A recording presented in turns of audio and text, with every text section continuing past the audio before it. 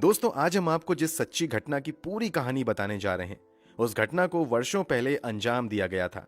इस मामले में अदालती कार्यवाही भी लगभग 62 से 63 साल पहले ही पूरी की जा चुकी है। मगर आज भी इस केस को याद किया जाता है, क्योंकि इस मामले में अदालत ने जो फैसला सुनाया था, उस फैसले को भारत के ऐतिहासिक अदालती फैसलों में गिना जाता है। ये मामला भूतों की हत्या का था। सुनकर अजीब लग सकता है कि आखिर भूतों की हत्या कैसे की जा सकती है, मगर इस केस में कुछ ऐसा ही हुआ था। दुनिया इस केस को स्टेट ऑफ ओडिशा बनाम राम बहादुर थापा केस के नाम से या फिर the murder of ghosts case के नाम से जानती है। तो आखिर क्या है इस केस की पूरी कहानी? वास्तव में हत्या किसकी की गई थी? इस पूरी कहानी और भूत का क्या रिश्ता है? इस केस में कातिल कौन था और अदालत में ऐसा क्या फैसला हुआ कि वो फैसला ऐतिहासिक हो गया? जानने के लिए वीडियो में अंत तक बने रहिए। इस वीडियो में आपको इस घटना की पूरी कहानी जानने के साथ साथ भारत के एक ऐसे अहम कानून के बारे में भी पता चलेगा जिसके बारे में शायद आपने अब तक नहीं सुना होगा। उस कानून का और इस केस का बहुत ही गहरा रिश्ता है। कैसे, जानेंगे आगे। फिलहाल वीडियो में आगे बढ़ने से पहले क्राइम की कहानी चैनल को सब्सक्राइब कर लेटेस्ट वीडियो की जानकारी के लिए बेल आइकन जरूर दबा लें। चलिए अब कहानी शुरू करते हैं। जैसा कि वीडियो की शुरुआत में हमने बताया, इस घटना को वर्षों पहले अंजाम दिया गया था। तथ्यों के आधार पर बात करें तो यह घटना 1958 के मई महीने की है और पूरी कहानी उड़ीसा के बालासोर जिले के रसगोविंदपुर गांव की है। इसी गांव के आसपास एक पुराना एरोड्रोम हुआ करता था। आसान भाषा में एरोड्रोम को समझें तो यह एक छोटा हवाई अड्डा हुआ करता था। किसी जमाने में डिफेंस डिपार्टमेंट द्वारा हवाई अड्डे का उपयोग बड़े पैमाने पर किया जाता था, मगर एक समय बाद इस हवाई अड्डे को बंद कर दिया जाता है। जब इस हवाई अड्डे को बंद करने का निर्णय लिया गया था, तब भी यहां काफी बेशकीमती सामान पड़ा हुआ था। बंद करने के ऐलान के बावजूद उन सामानों को वहां से हटाया नहीं जाता है। इस कारण समय के साथ वो सभी सामान कबाड़ में बदल जाता है। उन स्क्रैप्स की कोई चोरी ना कर ले, इसलिए डिफेंस डिपार्टमेंट द्वारा वहां पर 2 चौकीदार को स्क्रैप्स की रक्षा के लिए लगा दिया जाता है। वहां ड्यूटी करने वाले चौकीदार के नाम थे दिवाकर और गोविंद। 1958 के आसपास डिफेंस डिपार्टमेंट द्वारा यहां मौजूद स्क्रैप को बेचने का फैसला लिया जाता है। इस बात की जानकारी कोलकाता में चैटर्जी ब्रदर्स नाम की कंपनी चलाने वाले जगत बंधु चैटर्जी को भी लगती है। इसके बाद जगत बंधु चैटर्जी उस हवाई अड्डे पर मौजूद स्क्रैप्स को खरीदने की नीयत से 1958 के अप्रैल महीने में कोलकाता से चलकर रसगोविंदपुर गांव आ जाते हैं। उनके साथ उनका घरेलू नौकर राम बहादुर थापा भी आता है। राम बहादुर थापा, नाम याद रखिएगा। राम बहादुर थापा नेपाल का रहने वाला था, मगर पिछले काफी समय से जगत बंधु के घरेलू नौकर के तौर पर ही काम कर रहा था। उड़ीसा के रसगोविंदपुर गांव पहुंचकर इन लोगों को पता चलता है कि इस स्क्रैप खरीद की प्रक्रिया में काफी लंबा समय लग जाएगा, इसलिए इन्हें कुछ दिनों तक गांव में ही रुकना पड़ सकता है। इसलिए ये दोनों इसी गांव के कृष्णचंद्र पात्रो नाम के व्यक्ति के घर पर बतौर किराएदार रुकने का फैसला करते हैं। कृष्णचंद्र पात्रो इसी बंद पड़े हवाई अड्डे से कुछ दूरी पर अपनी एक चाय की स्टॉल भी चलाता था। ये दोनों पात्रों के यहां ही आराम से बतौर किराएदार रहने लगते हैं और स्क्रैप खरीद की प्रक्रिया में भी लगे रहते हैं। जिस इलाके में बंद पड़ा हवाई अड्डा था, उस हवाई अड्डे के आसपास के गांव में बड़ी संख्या में संथाल और माझी जनजाति के लोग रहते थे। इस इलाके के एक गांव से दूसरे गांव को जोड़ने वाले ज्यादातर रास्ते उसी बंद पड़े हवाई अड्डे से होकर ही गुजरते थे। दिन के समय तो इस रास्ते से लोग बड़े आराम से आया जाया करते थे, मगर रात होते ही ये पूरा इलाका वीरान हो जाता था। दरअसल पूरे इलाके में ऐसी चर्चा आम थी कि बंद पड़े हवाई अड्डे पर रात में भूतों का कब्जा हो जाता है। यही वजह थी कि कोई भी व्यक्ति रात में हवाई अड्डे के आसपास से नहीं गुजरता था। यहां तक कि अगर हवाई अड्डे के उस पार से आए किसी व्यक्ति को घर वापस जाने में रात हो जाती थी, तो वो घर जाने की बजाय हवाई अड्डे के इसी पार वाले किसी गांव में रुकना ज्यादा पसंद करता था। भूतों का खौफ इतना ज्यादा था। हमने आपको इस इलाके के भूतों की कहानी डराने के लिए नहीं, बल्कि इसलिए बताई है कि आपको हमारी आगे की कहानी आसानी से समझ आ सके। तारीख थी 20 मई 1958। रात के 9 बज रहे थे। जगत बंधु चटर्जी तथा उनका नौकर राम बहादुर थापा इस समय अपने मकान मालिक कृष्णचंद्र पात्रो के चाय की दुकान पर बैठे हुए थे। तभी वहां पर चंद्र माझी नाम का एक व्यक्ति आता है। चंद्र माझी पास के ही तिलकुंडी गांव का रहने वाला था। तिलकुंडी गांव हवाई अड्डे के उस पार था। रात के 9 बज चुके थे और तिलकुंडी गांव जाने का रास्ता एयरपोर्ट से होकर जाता था। इसलिए चंद्र माझी भूतों के डर से अपने गांव जाने की हिम्मत नहीं जुटा पाता है और कृष्णचंद्र पात्रों के चाय की दुकान पर आकर कहता है कि मुझे रात में यहीं रहने दो।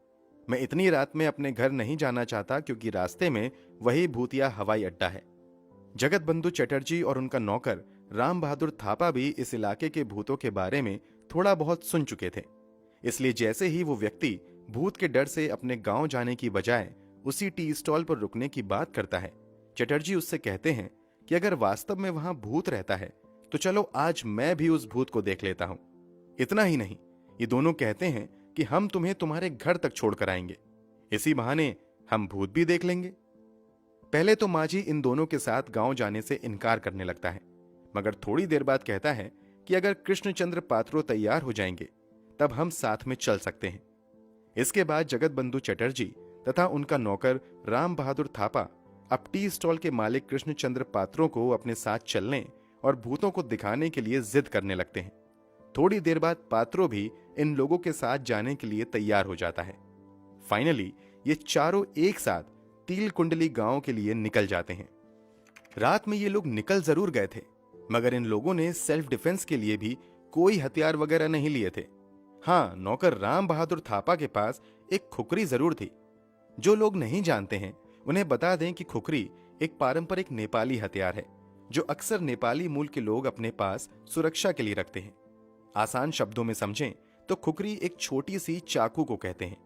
एक खुकरी के अलावा थापा के पास एक छोटा सा टॉर्च भी था। ये चारों कुछ देर पैदल यात्रा करने के बाद फाइनली तिलकुंडी गांव पहुंच जाते हैं और चंद्र माझी को सही सलामत उसके घर पर पहुंचा देते हैं। जाते समय इन लोगों को रास्ते में या फिर हवाई अड्डे पर कहीं भी भूत दिखाई नहीं देता है, इसलिए इन लोगों को लगने लगता है कि उनकी भूत देखने की हसरत अधूरी रह जाएगी। मगर जब ये लोग तिलकुंडली गांव से वापस आने लगते हैं तभी कुछ दूरी से ही इन्हें इस बार एयरपोर्ट पर कुछ हलचल दिखाई देती है।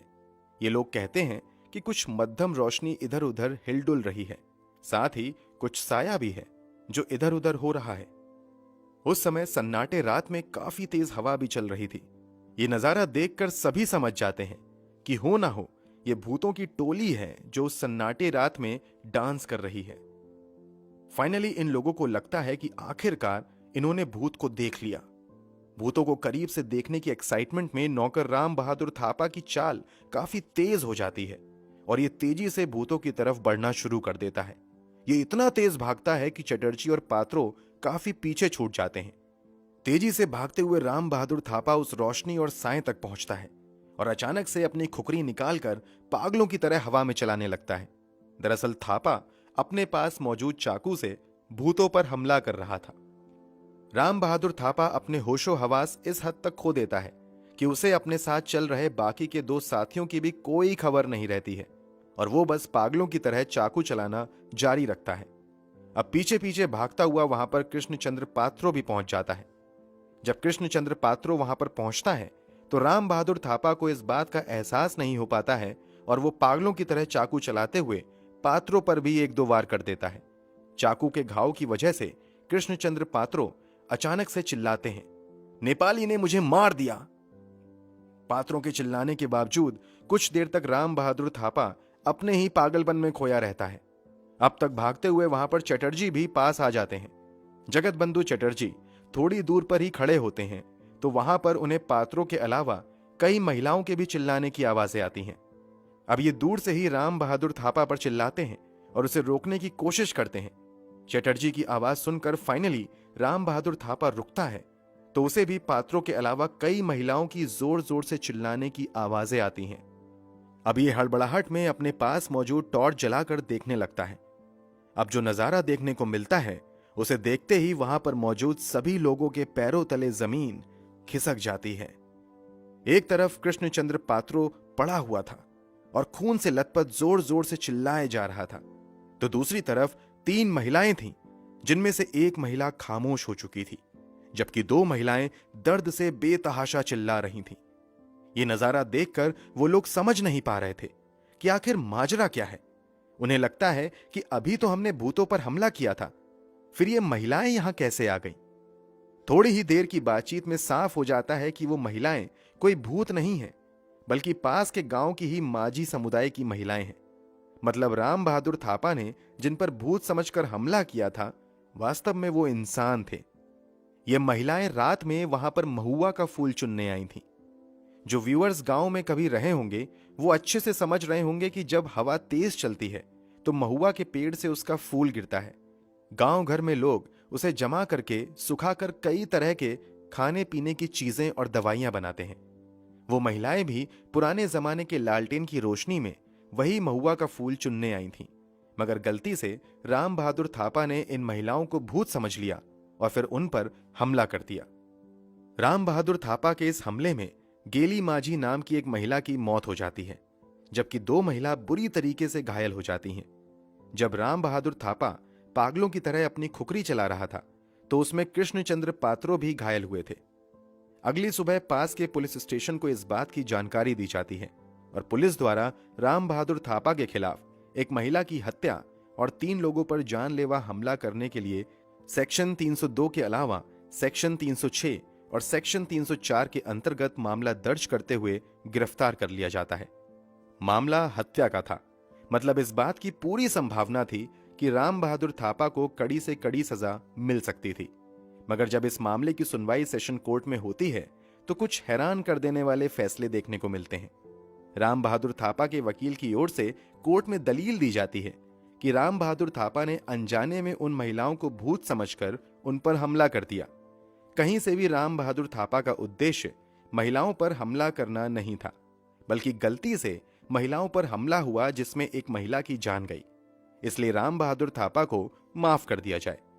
जबकि दूसरे पक्ष की ओर से दलील दी जाती है कि यह सच है कि राम बहादुर थापा ने अनजाने में एक हत्या को अंजाम दिया, मगर जो लापरवाही उसने दिखाई उसकी सजा उसे जरूर मिलनी चाहिए। मामला बेहद पेचीदा था, इसलिए लंबे समय तक इस मामले की सुनवाई कोर्ट में चलती रहती है और फाइनली 1959 में सेशन कोर्ट द्वारा राम बहादुर थापा को बिना कोई सजा दिए बरी कर दिया जाता है। कोर्ट ने आईपीसी के सेक्शन 79 का हवाला देते हुए राम बहादुर थापा को रिलीज किया था। अब ये धारा 79 क्या है, चलिए वो समझ लेते हैं। दरअसल आर्टिकल 79 कहता है कि अगर कोई व्यक्ति वास्तविक तथ्यों की जानकारी के बिना किसी अपराध को अंजाम देता है तो अपराध को अंजाम देने वाले व्यक्ति को माफ किया जा सकता है। कोर्ट पूरी दलील और गवाही सुनने के बाद तय करता है कि राम बहादुर थापा को कहीं से भी इस बात का जरा भी अंदाजा नहीं था कि वो असल में इंसानों पर हमला कर रहा है।